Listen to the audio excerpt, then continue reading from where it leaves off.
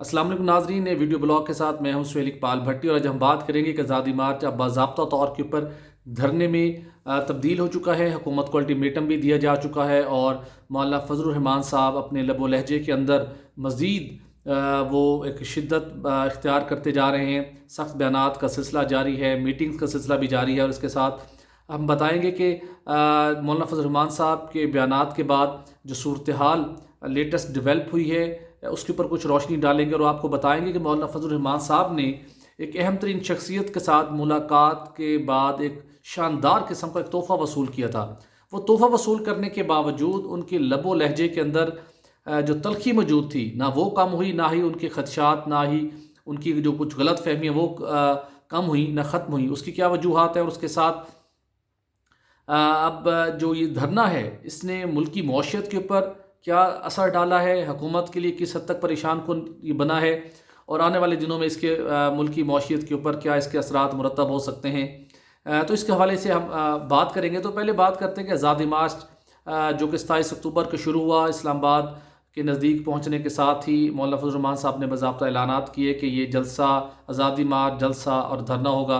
हमने आपको 30 अक्टूबर को मैंने अपने वीलॉग में बताया था कि जिस किस्म के इंतज़ामात किए जा रहे हैं, जो अब तक इतलात आई हैं, जो रिपोर्ट्स तैयार की गई हैं, जो अटक, नौशहरा, पेशावर से लोग आए थे, वो जिस किस्म के इंतज़ामात करके आ रहे थे, जो कुछ मुख्तलिफ इदारों ने उनसे मुतल्लिक रिपोर्ट्स तैयार की थी और उसके साथ जो इस्लामाबाद के अंदर मुख्तलिफ कैटरिंग कंपनी से रब्ता किया गया था, कुछ उससे मुतल्लिक जो मालूमात आई थी उसकी बुनियाद के ऊपर मैंने आपसे बात की थी कि ये 1 नवंबर को ये जलसा ख़त्म नहीं होगा बल्कि इसके धरने के प्लान है। यहाँ पर ये लोग क़याम अपना बढ़ाएंगे, 4 से 6 रोज़ कम अज़ कम यहाँ पर बैठना चाहेंगे और उसके बाद हुकूमत के सामने अपने मुतालबात रखेंगे। तो अब ये आज़ादी मार्च बिलाखिर धरने में मुंतकिल हो चुका है, अगरचे कि जब रहबर कमेटी और हुकूमती मुज़ाकराती टीम के माबैन बातचीत का सिलसिला जारी था तो उस वक्त किसी भी रहबर कमेटी के मेंबर की जानिब से या जमीयत उलमा इस्लाम के किसी रुकन की जानिब से बिलखसूस ये नहीं कहा गया था कि इस मुआहदे की रोशनी में हमारे पास ये ऑप्शन मौजूद है कि हम यहाँ धरना देंगे। उस वक्त इस बात के ऊपर जब भी मीडिया की जानिब से भी कोई क्वेश्चन किया जाता था तो इस बात का जवाब देने से दरगुजर किया जाता रहा। अल्टीमेटली वही हुआ जो उनका प्लान था। बहरहाल इस्लामाबाद के अंदर H9 के पार्क में ये धरना अब सज चुका है। लोग क़याम अपना पड़ाव डाल चुके हैं। उनकी डे टू डे लाइफ की जो ज़रूरियात होती हैं उसको पूरा करने का इंतज़ामात भी मौजूद हैं और मौलाना फजलुर रहमान साहब ने 2 दिन का अल्टीमेटम आपने सुना उन्होंने दिया हुकूमत को, साथ कौमी इदारों से मुतल्लिक भी उन्होंने अहम सवाल उठाया। उसका जवाब तो फौरी तौर के ऊपर DGISPR की जानिब से चंद घंटों बाद ही आ गया और उन्होंने एक पोजीशन वाज़े कर दी। मौलाना फजलुर रहमान साहब को अपने सवाल का जवाब भी मिल गया और उसके साथ DGISPR major general Asif Ghafoor ने वाज़े कर दिया कि मुल्क की जो अंदरूनी और बैरूनी जो हालात हैं उनसे मुतल्लिक, और ये भी साथ वाज़े किया कि बड़ा उन्होंने एक वॉर्न किया सबको कि मुल्की हालात जो बड़ी कुर्बानियों के बाद उनको संवारा गया है, अभी भी मुल्क के अंदर सूरत हाल को बेहतर बनाने के लिए, अमन अमान की सूरत हाल को यकीनी बनाने के लिए ऑपरेशन रद्दुल फसाद जारी है। लेकिन जो मौजूदा सूरत हाल अब पैदा की जा रही है, इस सूरत हाल के अंदर मुल्की हालात को किसी सूरत ख़राब होने की इजाज़त नहीं दी जाएगी। 2 टोक बयान है समझने वालों के लिए। लेकिन उसके साथ एक बड़ी अहम बात यह है कि मौलाना फजलुर रहमान साहब के खदशात ख़त्म क्यों नहीं हो पा रहे, मौलाना फजलुर रहमान साहब अपने मुतालबात से पीछे क्यों नहीं हट पा रहे, इसके बावजूद कि उनकी बहुत सी अहम शख्सियात से राब्ते हैं और उससे पहले उनकी आर्मी चीफ जनरल कमर जवेद बाजवा से मुलाकात भी हुई। बहुत से मीडिया के अंदर मीडिया सेक्शन में इस बात को ज़ेर बहस लाया गया, ये मुलाकात हुई और कुछ दोस्तों ने तो यहाँ तक बताया था कि इस मुलाकात के अंदर काफ़ी माहौल सख्त भी डेवलप हुआ डिस्कशन के अंदर, क्रॉस टॉक जब हुई सारे सूरत हाल के अंदर। लेकिन रऊफ़ कलासरा साहब ने जो हमेशा अंदर की एक बड़ी इन्वेस्टिगेटिव और शानदार किस्म की खबर लेके आते हैं, उन्होंने बताया कि ये मुलाकात के अंदर तो जो डिस्कशन हुई और जिस नहज के ऊपर ये ख़त्म हुई, ये यकीनी तौर के ऊपर मौलाना फजलुर रहमान साहब ने इत्तफाक न किया उस मुलाकात के दौरान भी, उसके बावजूद उन्होंने आज़ादी मार्च की और अब धरना दे चुके हैं। लेकिन रऊफ़ कलासरा साहब के मुताबिक मौलाना फजलुर रहमान साहब को आर्मी चीफ से मुलाकात के इख्तिताम के ऊपर उन्हें एक इंतहाई शानदार किस्म का परफ्यूम भी दिया गया ताकि मौलाना फजलुर रहमान साहब अपने इर्द गिर्द के माहौल के अंदर जो एक वो क्या उसे कह सकते हैं घुटन महसूस कर रहे हैं, وہ اس پرفیوم کو جب استعمال کریں انہیں اچھی خوشبو ہو اور ان کے احساسات بہتر ہوں.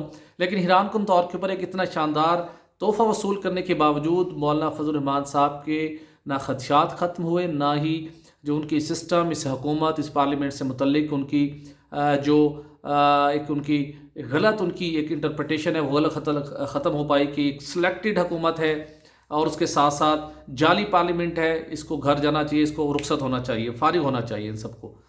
لیکن معاملہ یہ ہے کہ مولانا صاحب نے اپنا فائنل راؤنڈ تو شروع کر دیا ہے. آرمی چیف سے ملاقات ہوئی، پھر بھی وہ مطمئن نہیں ہوئے. حکومتی مذاکراتی ٹیم بھی انہیں کنونس کرنے کی کوشش کر رہی ہے.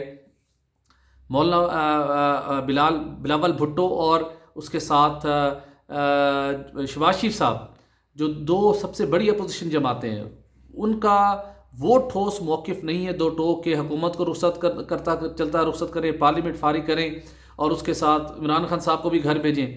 ان ہاؤس تبدیلی کی بات ضرور کرتے ہیں شہباز شریف صاحب، اور بلاول بھٹو بات کرتے ہیں جمہوری اقدار کے اندر رہتے ہوئے، جمہوری طریقے کے اندر رہتے ہوئے کوئی تبدیلی ہونی چاہیے.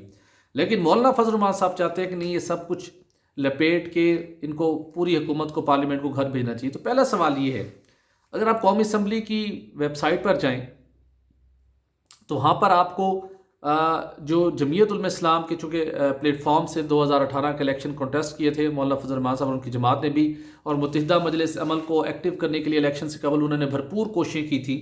اس کے روح رواں مولانا فضل الرحمان ہی تھے.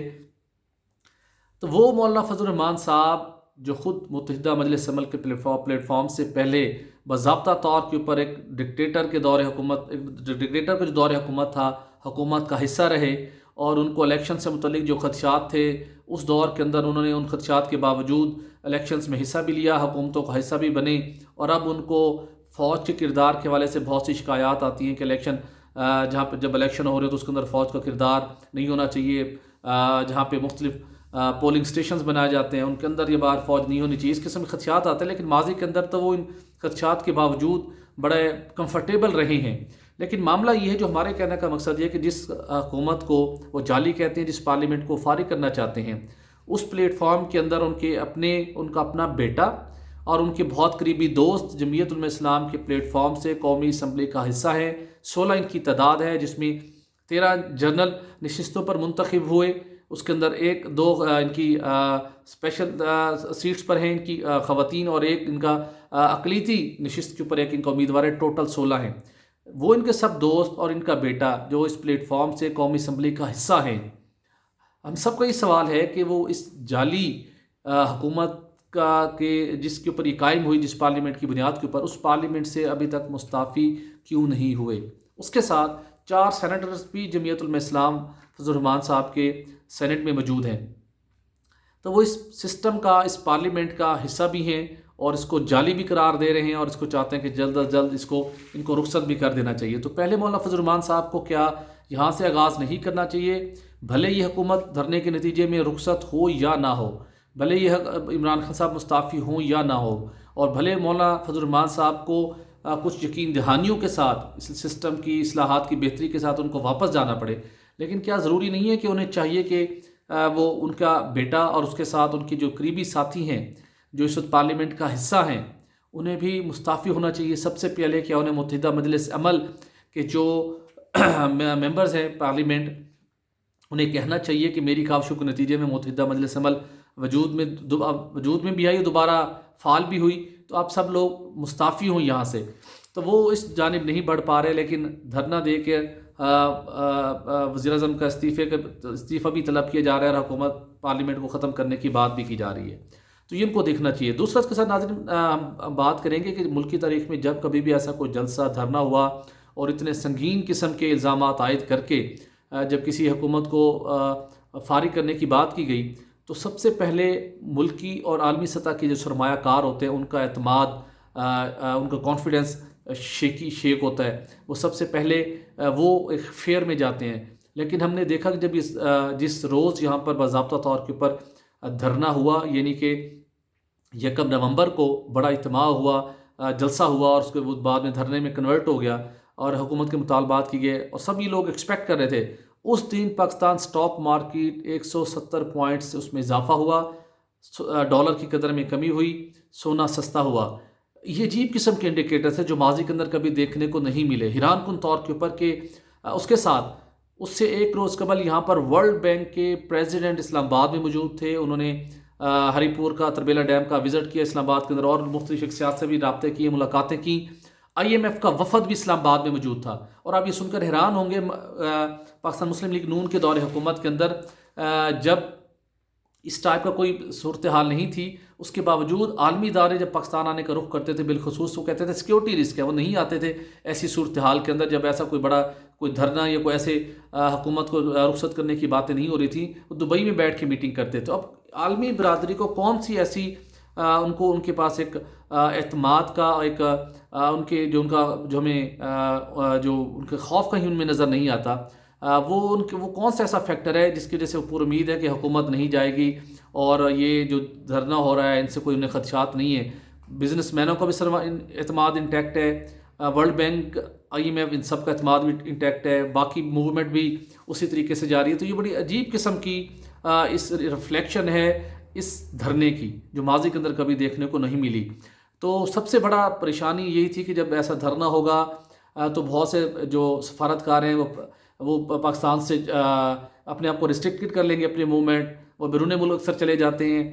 پاکستان کی سرمایہ اندر معاشی سرگرمیاں متاثر ہوتی ہیں، اور اس کے ساتھ ساتھ اسٹاک مارکیٹ کے اوپر نیگیٹو امپیکٹ آتا ہے. لیکن یہ امپیکٹ ابھی تک نہیں آیا. یہ بڑی حیران کن بات ہے. لیکن جس طریقے کے ساتھ مولانا فضل الرحمان صاحب کو ان کے سوالات کے جواب دیے گئے ہیں، اور اس کے ساتھ جو ساری صورتحال اب دھرنے کے اناؤنسمنٹ کے بعد جس صورتحال نے جنم لیا ہے، اس کے اندر اب مولانا فضل الرحمان صاحب کیا حاصل کر پائیں گے، کس کا استعفیٰ، کس حکومت کی رخصتی وہ کیسے حاصل کر پائیں گے جس کے کوئی آثار دکھائی نہیں دے رہے.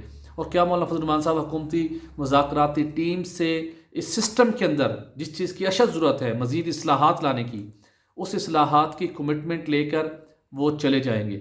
یہ ایک بڑا سوال ہے جو کہ آنے والے چند دنوں میں حل ہونے جا رہا ہے. کہ مولانا فضل الرحمان صاحب اس H9 کے پارک میں جو دھرنا دیا ہوا ہے، اس کو دھرنے کو یہاں سے دھرنے کی شرکا کو کھٹا کر کے ڈی چوک کی جانب بڑھیں گے؟ کیا صورتحال خراب ہوگی؟ یہ آج اور کل کے اندر یہ ساری صورتحال واضح ہو جائے گی. لیکن مولانا فضل الرحمان صاحب کو اس پارلیمنٹ سے خود اپنے بیٹے کو اور اپنے قریبی دوستوں کو سب سے پہلے مستعفی ضرور کروا لینا چاہیے، تاکہ ایٹ لیسٹ عوام کو بتا سکیں کہ یہ سلیکٹڈ حکومت تھی، یہ پارلیمنٹ جعلی ہے، اس کے اوپر ان کا یقین نہیں ہے. لہٰذا میں نے انہیں اپنے 16 لوگوں کو اس پارلیمنٹ سے کنونس کر کے اس پارلیمنٹ سے الگ کر لیا. آج کے ویلاگ سے اجازت دیجیے گا، کل آپ سے دوبارہ ملاقات ہوگی. اللہ حافظ.